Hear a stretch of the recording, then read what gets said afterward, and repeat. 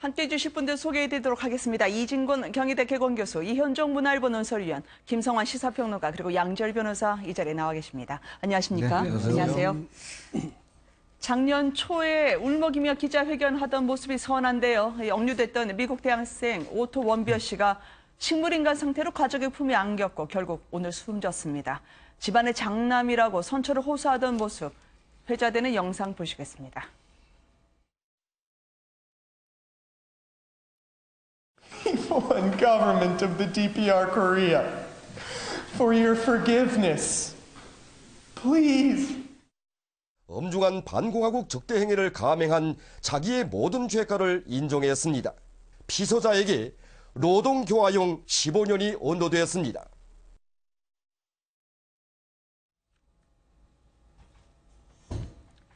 북미 관계가 지금 최악으로 치닫지 않을까 싶습니다. 멀쩡하게 걸어갔던 대학생이 이제 시신이 되면서 가족들은 북한의 고문 때문이라고 지금 미국 전역이 이대로는 안 된다는 분위기가 팽배하던데요. 그렇습니다. 지금 오토 원비어 같은 경우는 사실 2015년도에 버지니아 주립대 재학 시절에 홍콩에 이제 교환학생으로 떠나게 됐습니다. 네. 그때 홍콩으로 가 있다가 그때 단체 여행으로 해서 이제 북한에 3박 4일 동안 갔는데 그 여행을 끝나고 이제 돌아오는 그 공항에서 그때 긴급 체포가 됐습니다. 네. 본인이 이제 그 양각도 국제 호텔에 묵었는데 그 호텔에 있는 그러니까 이 선전물을 떼었다. 이 혐의로 했는데 물론 재판을 받으면서 반국가 혐의로 해서 사실 15년을 노동교화형을 받았어요. 네. 근데 문제는 이제 그동안 그 끊임없이 미국 측에서 신원에 대한 확인, 영사 접촉을 시도를 했는데 북한 측이 계속 거부를 했습니다. 네. 그러다 최근에 그 북미 접촉을 통해서 송환하겠다는 그 연락을 받고 했더니 결국은 이제 혼수 상태 상황에서 송환을 하게 된 것이죠. 그래서 송환한 지 6일 만에 지금 사망을 하게 된 것인데 일단 사망 원인과 관련해서는 북한 측에서는 식중독 상태에서 수면제를 먹었기 때문에 그렇다라고 이야기를 하고 있고 네. 지금 신시내티 병원 측에서는 전혀 그런 그 식중독 증상은 없다. 그리고 이제 뇌사 상태가 이제 됐다. 그리고 이거는 아마 피가 뇌로 흐르지 않아서 생긴 네. 그런 질환으로 해서 이제 사망에 이르게 됐다. 이렇게 밝히고 있습니다. 네. 아마 북한에서 있을 때 상당히 그 고문이라든지 강압행위를 당했던 그런 상황이 있는 것 같습니다. 네. 여행 동료에 따르면 끌려갈 때 저항하지도 않았고 오히려 반쯤 웃었다는 오토 원비였습니다. 여행할 때 북한을 보면서 이렇게 보는 게 마지막이겠네라는데 정말 마지막이 됐으니 가족들은 어떻겠습니까? 지금 얘기를 하고 했을 때 처음 나왔을 때도 이제 어떻게 보면 가족들 같은 경우는 저 자켓을 아버님이 입고 나와서 억울함을 네. 호소하기도 했었고요. 끌려갈 때 저항하지도 않았던 게 왜 그러냐면 당시 북한이 공개한 CCTV를 보면 그 선전물 하나 문구 하나 뗀 거거든요. 그 일자 그대로 그냥 벽 포스터 같은 거 하나 뗀 건데 잡혀가면서도 이걸 가지고 나를 뭐 어떻게 할 것이라고 아마 생각했을 겁니다. 그런데 네. 뜻밖에도 이른바 무슨 교화형이라고 해서 15년을 선고를 했었고 지금 미국 측의 의료진들이 부검을 해본 결과 뇌의 손상이 굉장히 광범위하게 진행이 돼 있어서 네. 굉장히 가혹한 행위를 끊임없이 받았다라는 것이 명백하게 입증할 정도라고 했거든요. 그러니까 네. 정말 자신으로서는 이런 일을 당하는 꿈에도 생각 못하고 있다가 억울한 죽음을 맞은 거죠. 사소한 부주의, 마치 국가적 중대 범죄를 저지른 것처럼 부풀린 다음에 미국의 유력 인사들 불러들이는 게 북한의 수법 아니었겠습니까? 도대체 그 교화소에서는 어떤 일이 벌어졌길래 저렇게 기골장대한 청년이 죽을 수밖에 없었을까요? 아마 이름 많이 들어보셨을 것 같은데요. 케네스 베시라고 하는 분이 있습니다. 북한에서 이 노동교화형 똑같이 15년형을 선고받고 2년간 복역을 한 적이 있는데요. 네. 이 케네스 베가 회고록을 쓴 적이 있는데 그 회고록에 보면은 이 노동교양을 받았을 때 어떤 생활을 하는지 자세하게 드러나 있습니다. 네. 뭐 중노동을 하는 것은 아침부터 일어나자마자 저녁 때까지 중노동을 하는 건 기본이고요. 뭐 감방하는 우리 같이 뭐 인권이나 이런 문제들에 대해서는 거의 신경을 안 쓰는 뭐 그런 상태인 것 같은데 뭐 찜통 상태였고 거의 방충망도 없이 그냥 뭐 창문을 열어 젖힌 상태였기 때문에 네. 막 목이라든가 파리가 득실거렸다. 너무 괴롭고 힘들었다. 이렇게 지금 회고록에 기술을 한 적이 있고요. 지금 케네시 베시 말고도 지금 미국의 그 미국 국적을 가지고 있는 그 인물 3명이 지금 또 북한에 붙잡혀 있기도 한데 네. 과거에도 붙잡혀 있었던 사람 중에서 이 로버트 박씨라고 하는 분이 있습니다. 2009년도에 북한에 억류됐다가 풀려났는데 네. 이분 같은 경우에는 끔찍한 고문을 당했다 이후에 폭로한 적도 있고요. 96년도에 억류됐던 이 에반 헌지커라고 하는 네. 인물 같은 경우에는 이 억류됐다가 풀려난 지 한 달 정도 만에 그 후유증 견디지 못하고 스스로 목숨을 끊은 이런 네. 안타까운 일도 있었습니다.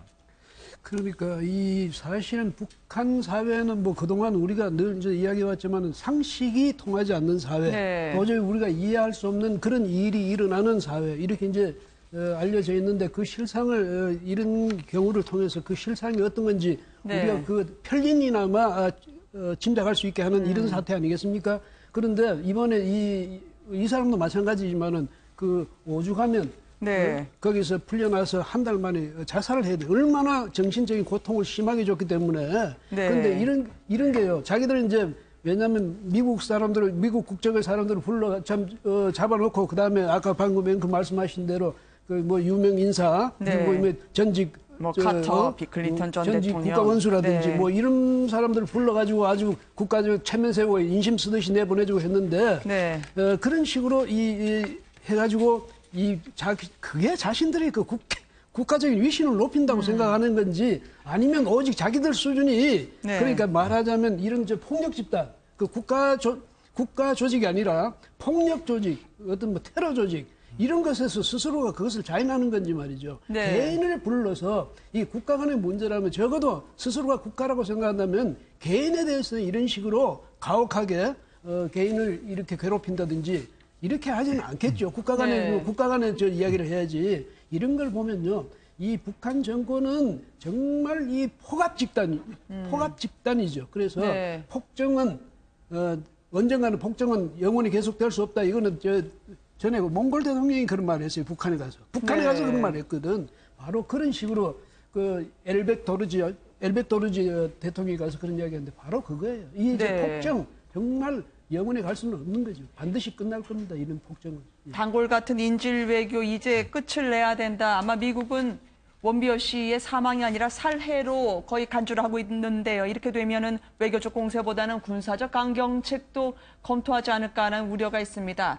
북한은 태연하네요. 김정은이 오늘 등장을 했는데 새로 지은 치과 위생용품 공장을 현지 지도했다고 합니다. 어떤 의도일까요? 일단 뭐 겉으로는 지금 뭐 태연하고 일상적인 생활을 유지하는 같이 보이지만 네. 내부적으로는 굉장히 긴장을 많이 할 겁니다. 특히 그동안 북한이 잘 쓰던 수법이 이제 인질 외교지 않습니까? 네. 인질을 잡아놓고 협상의 카드로 써서 이제 석방을 하고 이런 걸 썼는데 사실 이번 같은 경우는 본인들도 상당히 좀 심했다고 생각을 했던 것 같아요. 네. 그래서 이제 긴급하게 사실 북미 접촉을 제안을 해서 헌지커를 지금 이제 이 원비어를 이제 송환을 했는데 이제 그렇다고 본다면 이게 지금 그 미국 내부의 지금 여론 자체가 굉장히 격앙돼 있습니다. 사실 네. 뭐 트럼프 대통령뿐만 아니라 미국 조야의 분위기 그리고 또 미국 국민들의 분위기 자체가 어떤 면에서 굉장히 지금 격앙된 상황이기 때문에 네. 특히 트럼프가 북한에 대해서 좀 굉장히 강경한 정책을 지금 취하고 있지 않습니까? 네. 그렇기 때문에 실질적으로 이제 군사 행동까지도 나설 수 있는 가능성도 저는 뭐 배제하지 않고 보여지거든요.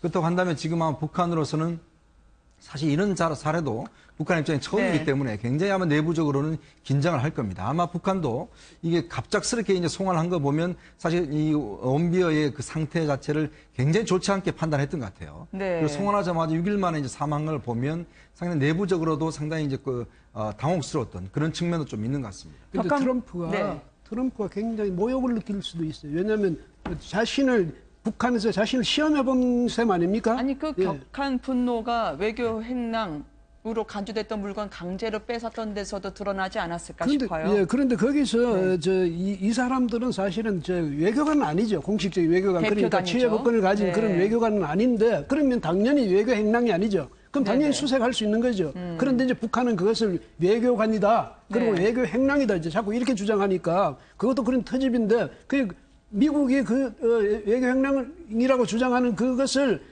앞서서 압수할 만한 이유가 있었을 것 아니겠습니까? 네. 그런데 이쪽에서는 그런 것은 말 안 하고 무조건 자꾸 외교 행랑이다, 외교관이다 그렇게 이제 주장을 하면 그것도 보면 북한이 이제 미국에 대해서 계속 지금 어떤 그런 말하자면 터집을 잡고 이렇게 하는 건데 시비를 걸고 이렇게 하는 건데요. 엉뚱한 주장을 이렇게 함으로써 이번에 원비어 사건도 여기 같이 묻어가지고 이렇게 이제 좀 어떻게 완화시키려는 그런 네. 수법을 쓰는지 모르지만은 이번에 아마 저는 트럼프 대통령의 사실은 어떤 행동이라든가 행태가 우리가 예측 불가능하다고 그러지 않습니까? 네. 그래서 그런 점에서 볼 때 한국 문제도 이야기하다가 사드 문제 이야기하다가 욕설까지 했다 이런 걸 보면 네. 저분의 성격도 우리가 참 예측 가능하지 못한 그런 측면이 있다고 볼 때는 이번에 북한이 좀 잘못 건드릴 수도 있다. 이렇게 말할 수 있겠죠. 장애인 아마 관련 회의에 참가했던 북한 대표단이 가는 도중에 공항에서 비행기 타기 직전에 저 외교 행랑을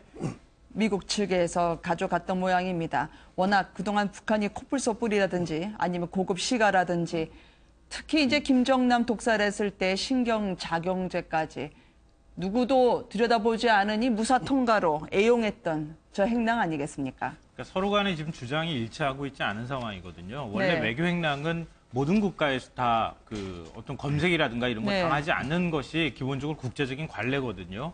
근데 북한은 외교관이라고 주장을 하고 있고 미국 쪽에서는 그냥 국제의 참석자다, 네. 참석자일 뿐이다 이렇게 얘기를 하고 있는데요. 만약에 미국 쪽 얘기처럼 국제의 참석자라고 하면은 외교 행랑을 압수하거나 아니면 행랑을 들여다보겠다고 하는 게 가능하겠죠. 네. 근데 북한이 얘기하는 것처럼 진짜 외교관 신분이었다고 한다면 행랑을 들여다볼 수 있는 권한이 아마 미국에서는 없는 것으로 제가 알고 있는데요. 지금 이제 우리 원비어 문제하고 그다음에 이렇게 외교 행랑 문제나 이런 것들을 네. 하나의 맥락으로 다 껴가지고 생각하거나 바라보면 굉장히 좀 사안 자체도 복잡해지고 사안을 좀 왜곡되게 바라볼 우려가 있기 때문에 좀 네. 분리해서 생각해 볼 필요가 있을 것 같은데요.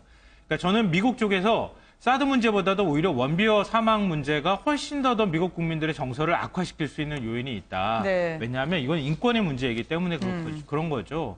북한이 아무리 뭐 포갑적인 정권이라 하더라도 그래도 최소한의 외국인한테 대우를 할 부분들은 해줘야 하는 것이거든요. 네. 근데 그런 것들을 제대로 하지 않았고 의학적인 치료조차도 제대로 하지 않았다고 하는 게 확인이 된다고 한다면 네. 북한 정권 입장에서도 굉장히 부담스러운 일이 될 것이고 미국 내 여론도 굉장히 악화되기 때문에 앞으로 북한과 대화하는 데 있어서 대화를 할 수 없는 상대라고 하는 미국 국내 여론들이 일어날 가능성이 굉장히 높다고 생각되는데요. 다만 좀 경계해야 할 부분들은 뭐냐면 트럼프가 그동안에 굉장히 이렇게 뭐 좌충우돌식 행보를 보였다고 해서 그냥 뭐 북한의 이 문제를 가지고 군사행동을 감행한다거나 이런 식의까지 논리를 이어가다 보면은 굉장히 네. 위험하게 되는 거거든요.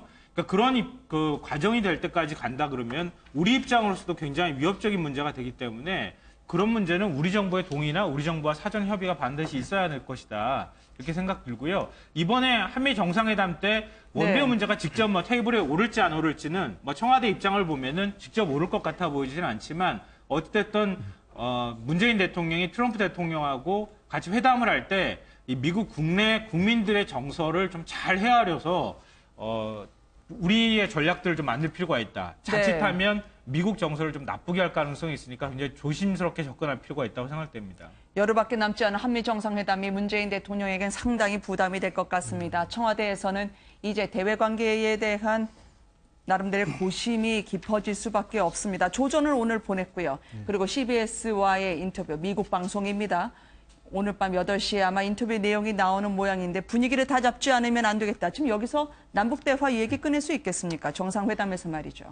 일단 쉽게 꺼내기는 좀 어려울 것 같죠. 네. 기존에 이제 가뜩이나 이제 문정인 특보가 또 남북 대화에 관련해서 핵을 동결할 경우에는 뭐 한미 군사 훈련을 축소할 수 있다던거나 그 내용 자체를 떠나서 시기적으로 좀 과연 옳은가 또 의문이 들 수 있는 그런 얘기들도 나와 있는 상황인데다가 네. 또 트럼프라는 사람이 원래 우리와 조율되어 있는 내용들을 얘기하는 게 보장이 전혀 안 되는 그런 인물이지 않습니까? 그렇기 네. 때문에 문재인 대통령이 먼저 뭐 남북대화에 이런 걸 꺼내기 상당히 조심스러운 상황인 건 맞고요. 하여튼 그런 것 때문인지 평상시와 달리 문 대통령 취임 이후부터 굉장히 발빠르게 여러 가지 일들을 하셨는데 오늘만 공식 일정을 아예 없애셨다고 합니다. 그리고 문 대통령이 공교롭게도 그전에 뭐 민정수석도 있었고 비서실장도 있었고 경험이 굉장히 개인적으로도 많으신데 네. 미국에 공식적으로 이렇게 수행을 해서 가본 적은 없으시대요. 그래서 처음으로 대외 관계에 있어서 직접적인 수장으로서 역할을 하는 거라서 상당히 오늘 공개해서 준비를 많이 하고 있고 이제 신임 강경화 유무장관 같은 경우에도 그런 부분에 집중적으로 지금 네. 준비를 하고 있다라고 알려져 있습니다. 그러니까 저는 이거 원비어 사건에 관해서는 우리가 네.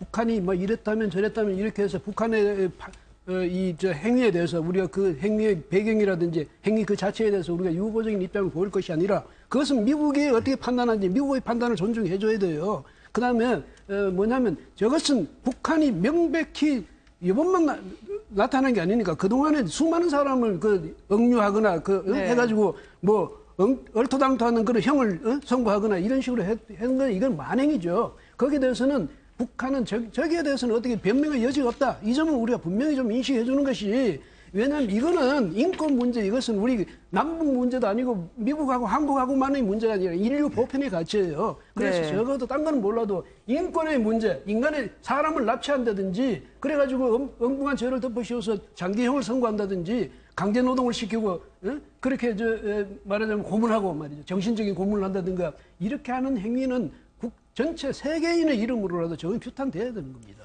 예. 사드 같은 거 배치 문제 그렇게 미국과 한국 동맹이 약했나라는 취지의 어쨌든 문정인 특보의 발언으로 한미 관계가 난기류가 아닐까라고 하는 설왕설래가 있었습니다.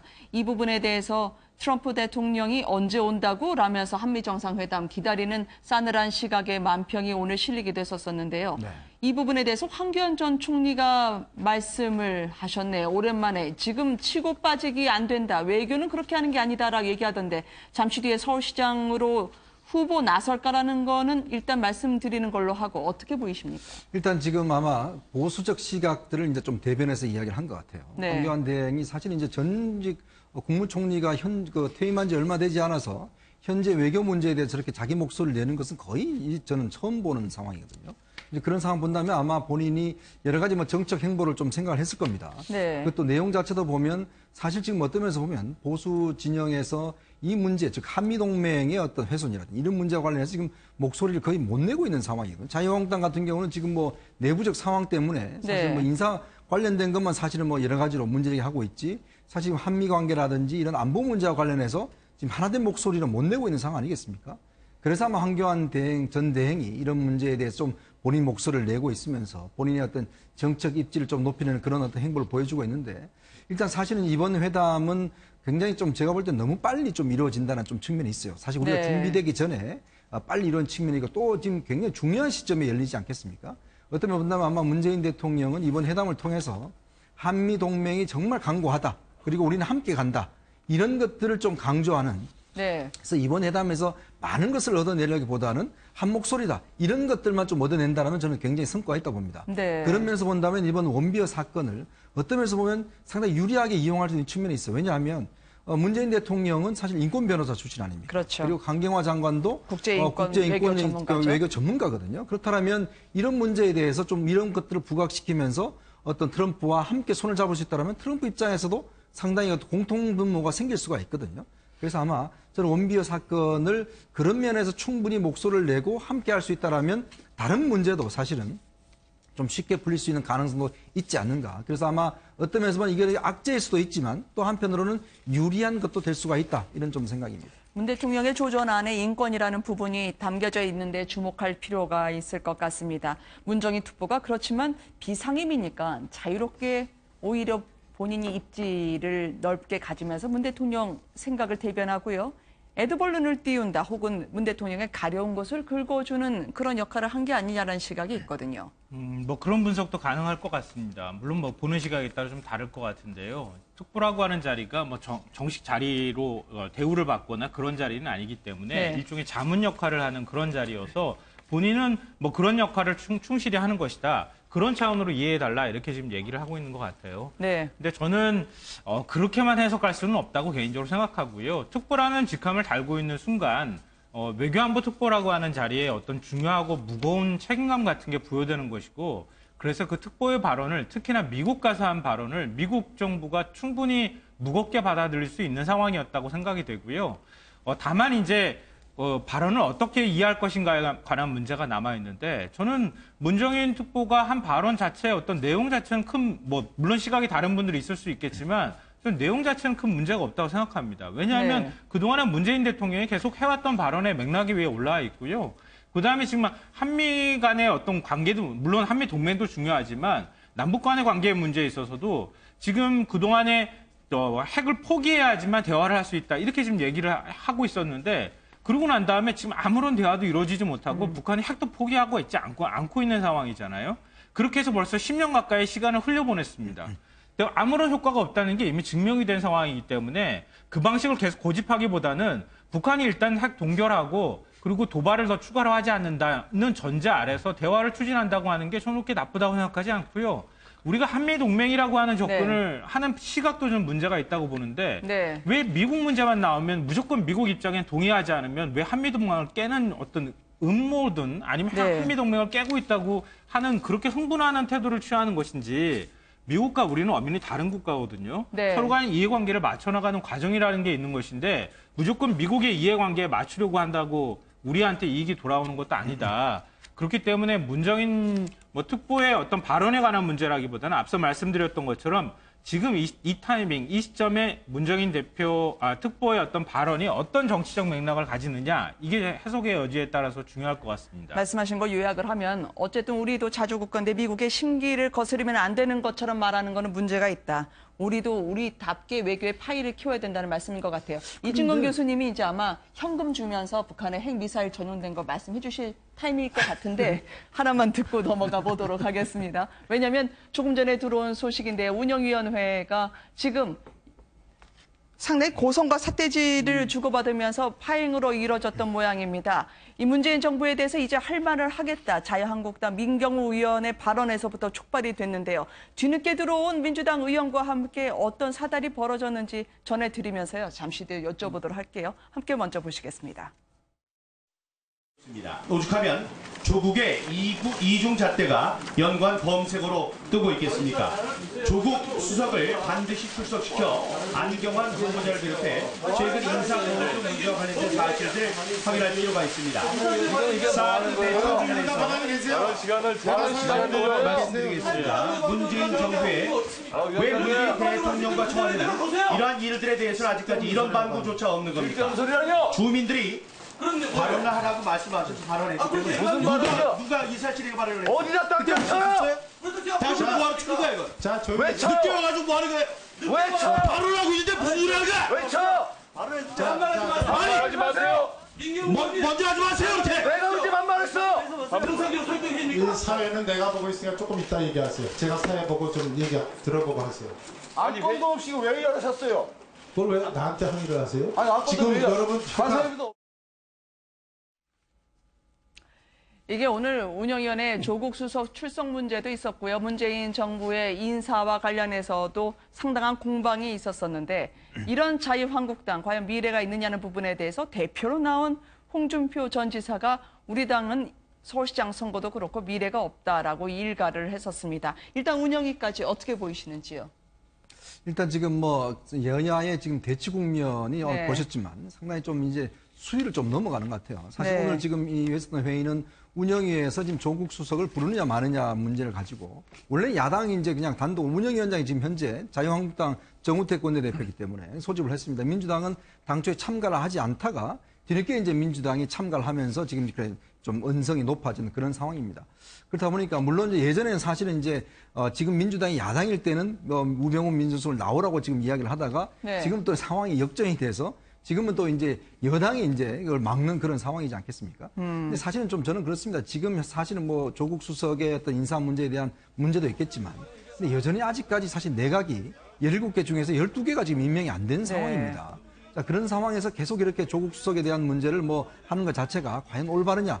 그리고 또 내각을 일단 구성을 해놔놓고 어느 정도 좀 일을 하게 만드는 다음에 좀 비판해도 제가 볼 때 늦지 않는데 네. 지금 일단 자유한국당이 지금 인선만 가지고서 계속 지금 발목 잡는 그런 모양새로 보이고 있거든요. 그러면서 본다면 물론 조국 수석이 저는 당연히 운영에 출석해야 된다 봅니다. 그렇지만 시점상 지금 상황에서 과연 이렇게 지금 아직 내각 자체가 이루어지지 않는 상황에서 이렇게 참석을 계속하라. 이리고 또 이 국회에서 운영되지 않고 아무것도 안 되는 상황이 과연 올바른가에 대해서는 좀 저는 회의적인 시각을 갖고 있습니다.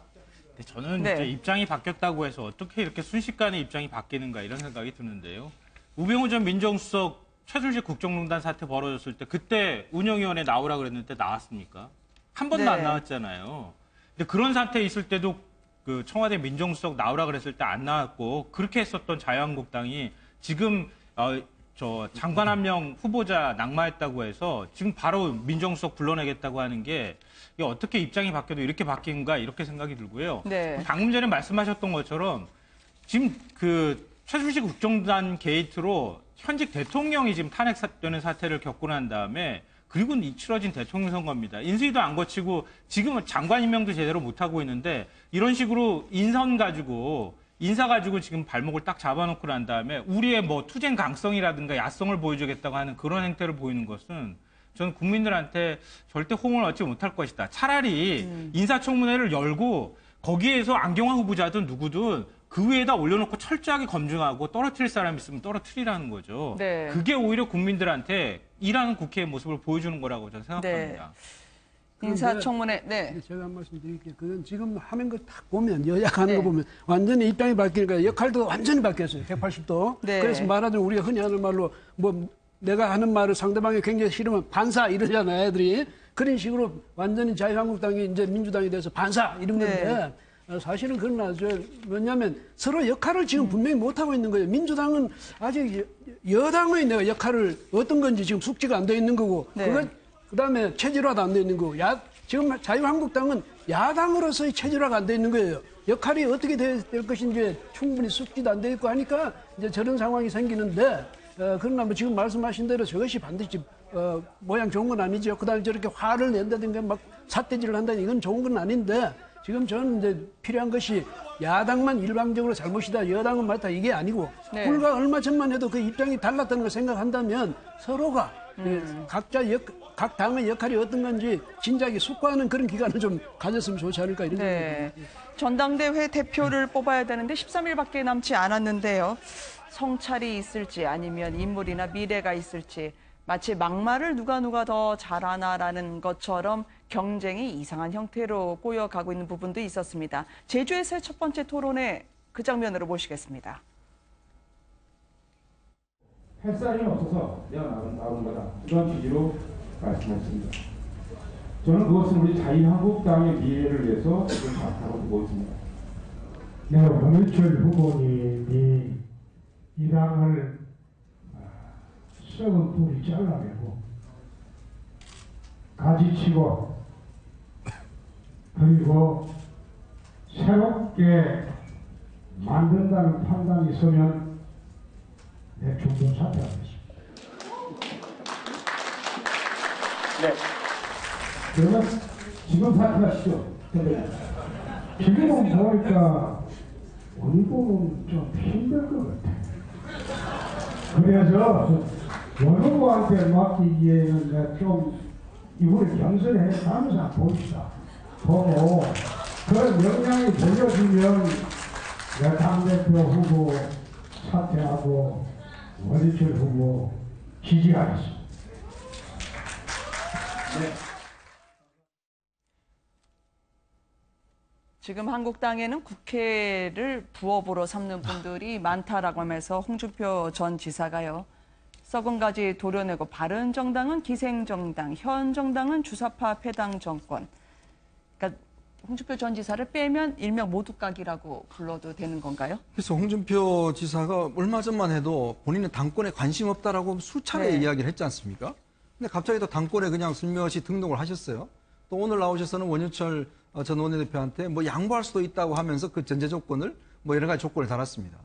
근데 참 이 어느 정도 말의 신뢰성 자체도 뭐 문제지만 이제 뭐 홍준표 전 지사의 말을 뭐 다 믿는 사람은 없지만 근데 이게 어떤 막말의 수준 자체가 이제 좀 더 자꾸 이게 강도가 좀 더 세지는 것 같아요. 그러다 보니까 과연 지금 자유한국당 지금 당권 경쟁이 정말 보수 정당이 앞으로 미래를 위해서 정말 치열한 토론이 있는 것인지 그 고민이 있는 것인지 그래서 오죽했으면 지금 TV 토론을 하자고 그러니까 홍준표 후보는 TV 토론 뭐 창피한데 뭐하러 하느냐 지금 또 TV 토론도 지금 제대로 성사 안 될 그런 분위기 같아요. 그러니까 그러면서 본다면 지금은 자유한국당이 과연 뭐 지금 경선을 하는지 안 하는지도 좀 모를 정도로 사실은 그 분위기 자체도 떨어져 있고 또 논의하는 주제 자체도 보면 좀 너무나 좀 수준 낮은 거 아닌가. 지금 정말 이번 선거의 패배 그리고 정말 앞으로 보수 정당이 어떻게 가야 될 것인지 그렇다면 우리가 뭘 개혁할 것인지 또 어떤 사람들을 우리가 모셔올 것인지 이런 부분에 대한 정말 자성과 이런 것보다는 저 당이 지금 뭐 예를 들어서 탄핵되기만을 바라고 있는 정당 같이 오늘 뭐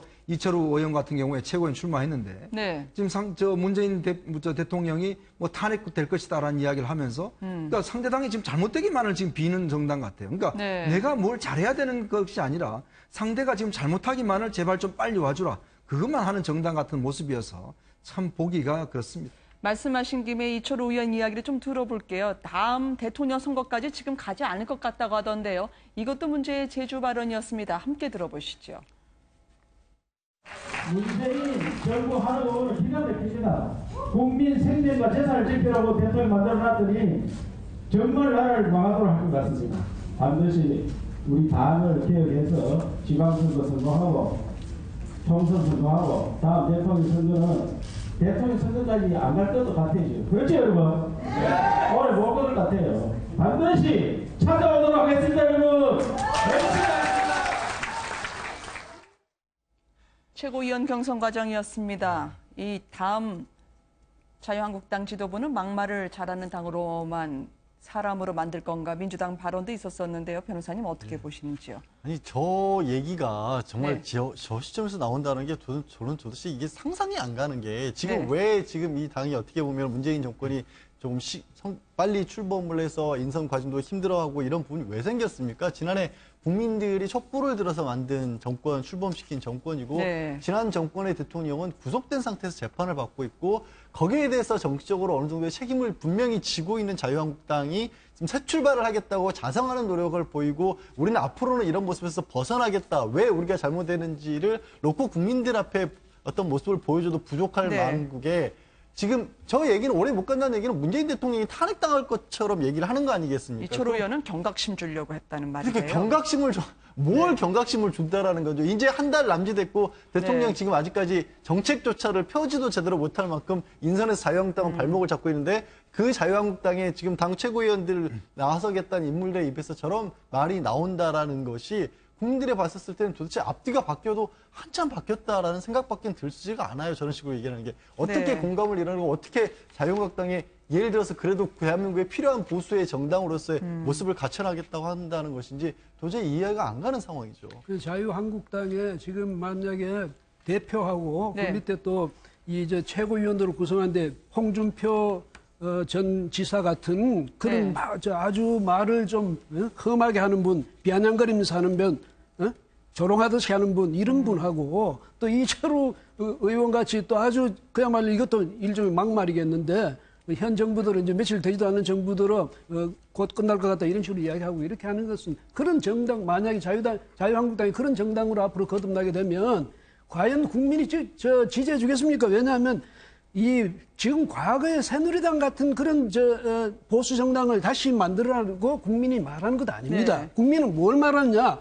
멋있는 정당, 스마트한 정당, 그다음에 미래지향형의 정당. 그러니까 보수 우파가 과거의 보수 우파가 아니라 새로운 보수 우파의 정당을 네. 만들어달라. 이것이 이제 이를테면 보수 유권자들의 기대일 텐데 지금 하는 것이 과거에 민주당한테 우리가 당했으니까 꼭 그대로 민주당한테 갚겠다. 이래서 하는 행태도 그대로 막말하거나 혹은 악담하거나 혹은 저주하거나 이렇게 하는 정당을 보수 우파가 어떻게 그런 유권자들이 그런 정당을 지지해 줄 수 있겠습니까? 그래서 네. 새로운 보수 우파의 정당 이걸 만들기 위해서는 어떻게 하는지 홍준표 전 지사부터 시작해서 또 이철호 의원 그다음에 이번에 대표로 또 최고위원으로 하시겠다고 지금 선언을 하신 분들 이 점 제발 좀 저도 보수 우파 지지자 한 사람으로서 정말 네. 좀 부탁드릴게요. 예. 만약에요 국회의원 네. 소환제가 있었으면 제가 볼 땐 과연 저기 자리에 앉아있는 의원 중에 몇 명이 그 자리에 지키고 있을지 네. 의문이거든요. 그러니까 현직 대통령이 탄핵되는 사태를 겪으면서 본인들 스스로가 거기에 대해서 책임지는 사람 하나 제대로 없는 그런 정당을 국민들이 과연 얼마나 신뢰할 것인가 이런 생각이 들고요. 네. 저는 자유한국당이 좀 착각하면 안 되는 게 국회에서 원내 107석을 가진 정당입니다. 10석 가진 정당도 저거보다는 잘할 수 있어요. 그러니까 10석 가지고 있는 정당이 전당대회 하는 것처럼 하시지 말라고 얘기해주고 싶어요. 네. 107석이면 제1야당입니다. 제1야당의 풍무와 품격에 맞게 그리고 국민들한테 책임 있는 정치를 하는 모습을 보여줘야 하고 그게 본인들의 행동이 국민들한테 비춰질 수 있다는 생각을 잊지 말았으면 좋겠다. 네. 너무 자기 스스로를 작은 정당으로 취급하는 것 같다. 그러면 결국 국민들의 지지도 딱 그만큼밖에 안 주어지는 겁니다. 그 사실 좀 잊지 말았으면 좋겠어요. 우물안 개구리나 도토리 키재기식이 아닐까. 문 대통령 국정지지율 80%를 오르내리는데 107석의 제1야당 10%의 지지율을 어떻게 혁파할 수 있을지에 대한 논의를 이어가고 있습니다. 그렇지만 뒤에서는 이렇게 꼼꼼하게 내 갈 길, 내가 해야 할 일 챙긴다는 분이 있네요. 김정수 여사가 오늘 국회의원 부인들, 민주당 배우자를 청와대로 초청을 했는데요. 오찬 장면이 잠시 뒤에 또 들어오겠습니다만 먹는 걸로 또 밥상 인심으로 이분들을 다독이겠다. 남편의 양복, 남편의 시계까지 꼼꼼하게 디테일을 챙기는 김정수 여사였는데요. 식사의 내조가 어떻습니까? 과거에 김인옥 여사를 보면은 G20 정상 부인들 배우자 초청했을 때의 한식 오찬도 가졌었는데요. 같은 오찬이지만 어떤 게 좀 차이가 날까요? 그래서 일단 지금 뭐 김인옥 여사가 이명박 전 대통령 시절에는 김인옥 여사가 사실은 이제 이 한식 세계화 이걸 갖다가 사실은 어떤 면에서 보면 국가 예산도 들어가면서 상당히 많이 이제 기여를 했습니다. 근데 이제 네. 나중에 이제 성과에 대해서는 뭐 논란이 있지만 지금 이제 김정숙 여사 같은 경우는 아무래도 이제 선거 때 고생했던 분들 또 그리고 네. 이제 국가 유공자들 이런 분들을 이제 뒤에서 묵묵히 챙기시는 그런 행보를 하고 있지 않습니까? 사실 이제 어떤 면에서 보면 좀 그동안 선거 때 뭐 문재인 대통령이 좀 소홀했던 부분들을 사실 네. 김정숙 여사가 뒤에서 좀 다독거리고 주고 있는 그런 상황에서 보면 상당히 어떤 뭐 부창부수라고 할까요? 이제 그런 측면들이 좀 있는 것이고 저는 이제 관심 있는 게 뭐냐면 이제 앞으로 곧 한 10여일 있으면 이제 미국에 가시지 않습니까? 네. 미국에 가면 이제 아마 정상들 간의 어떤 그런 또 중요하지만 또 이 부인들 간의 어떤 여러 가지 또 경쟁도 상당히 좀 볼만한 대목이거든요. 사실 네. 저 특히 멜라니아 여사 같은 경우는 뭐 화려한 패션으로 유명한데 김정숙 여사 같은 경우는 좀 저는 풍모 같은 거라든지 좀 챙기는 모습이라든지 또 우리의 한식이라든지 이런 것들로서 이제 아마 정상 외교를 수행해 나갈 텐데 아마 그런 부분도 상당히 좀 주목되는 대목이라고 할 수가 있겠습니다. 네. 꼼꼼하게 내조를 해야 된다. 아마 문재인 대통령의 양장, 정장까지 아마 색상과 원단을 다 김정수 여사가 고른다고요. 예, 다들 기억하시지 않습니까? 문 대통령 청와대에서 첫 출근하는 날 문 대통령 바지가 너무 짧은 것 같다 해서 네. 쫓아가서 축혀올리는 그런 모습을 보였었는데요. 일단 청와대 내에 들어가니까 정장을 맞는 스타일리스트가 따로 있을 거 아니겠습니까? 네. 그런데도 불구하고 여러 가지 얘기 나온 것 중에 셔츠 좀 바꾸라 그랬더니 문 대통령이 편한 사치 낡은 셔츠가 더 좋다고 고집을 부리는 바람에 그거 이렇게 해서 설득하느라고 애를 먹었다고 하고 마지막으로 이제 색상이나 원단 이런 스타일 같은 경우는 말씀하신 것처럼 직접 김정숙 여사가 다 선택을 했다고 합니다. 추천을 몇 가지를 하면 그 중에 하나를 이제 김정숙 여사가 최종 결정을 하는데 네. 그 재단사, 그러니까 스타일리스트의 표현으로는 김정숙 여사가 이미 가지고 있는 패션 센스가 굉장히 대단하더라. 사실 죄송합니다만 남자시고 또 부산 출신이지 않습니까? 저 네. 연배의 부산 남자분들이 이렇게 패션에 뛰어난 감각이 있으시지 않으시잖아요. 죄송합니다. 부산 분이 계시다고. 근데 네. 아마도 문재인 대통령의 외모에 이런 데서도 초기에 왜 외모 패권주의라는 얘기가 나올 만큼 스타일이나 이런 것들이 좋았던 게 다 김정숙 여사의 내조의 힘이었던 것으로 그렇게 증언이 나오고 있습니다. 네. 오늘 여기까지 정가 소식 함께 들었습니다. 고맙습니다. 네, 고맙습니다.